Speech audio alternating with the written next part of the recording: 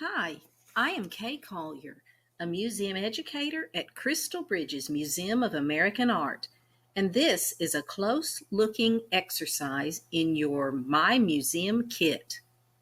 In this video, we will be exploring wall drawing number 880, Loopy Doopy, by Sol LeWitt.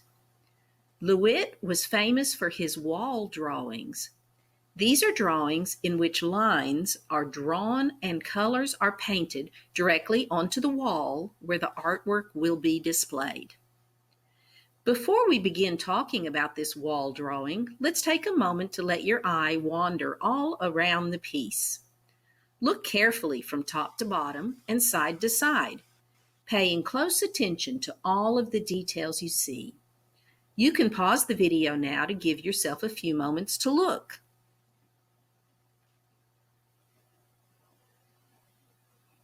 What did you notice as you looked closely at this work of art? Perhaps you noticed the colors. Why do you think Sol LeWitt painted orange and green for this work? To help us answer that question, let's learn more about colors. A color wheel is a tool that artists can use to help them choose colors. It groups colors into three levels: primary, secondary, and tertiary. First are primary colors. Primary colors cannot be made by mixing other colors together. Do you know what the three primary colors are? The three primary colors are red, blue, and yellow. Next are secondary colors. Secondary colors are made by mixing together two primary colors. For example, what color can you make by mixing the primary colors blue and yellow? Green. That's right, green. Along with purple and orange, these are all the secondary colors because they are a mixture of two primary colors. Last are tertiary colors. Tertiary colors are made by mixing a primary and a secondary color together.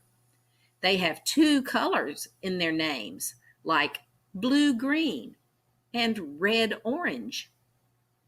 Sol LeWitt loved to use multiple colors from the color wheel in his artwork. But for Loopy Doopy, he only used two, a shade of orange and a shade of green. Actually, he used two tertiary colors. We might call them blue-green and red-orange. Look at the arrows pointing to these two colors on the color wheel. What do you notice about the places where these two colors are located on the color wheel? Yes, they're across from each other on the color wheel, making them opposite or complementary colors. When placed next to each other, complementary colors appear brighter and bolder, making a big visual impact on the viewer. Perhaps that's why Sol LeWitt chose those colors for his wall drawing. What colors would you choose if you could make your own wall drawing? And why would you choose those colors?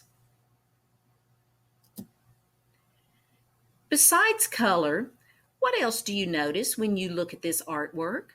How about the shape of the lines? Examine the lines used to create Loopy Doopy. What type of lines are they?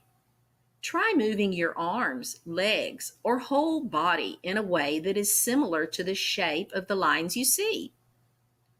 You can pause the video now to give yourself a few minutes to experiment with these movements.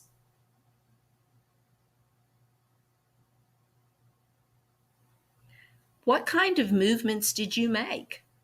I did the wave with my arms because that motion looks like the curvy, wavy lines I see in this artwork. Saul LeWitt created more than 1,000 wall drawings during his life. Some were small and some were big, like this one. Before creating his bigger wall drawings, LeWitt would draw directly onto the wall with pencils that were taped together. By taping the pencils together, it would help him to create even lines on both sides, whether they were straight or curved.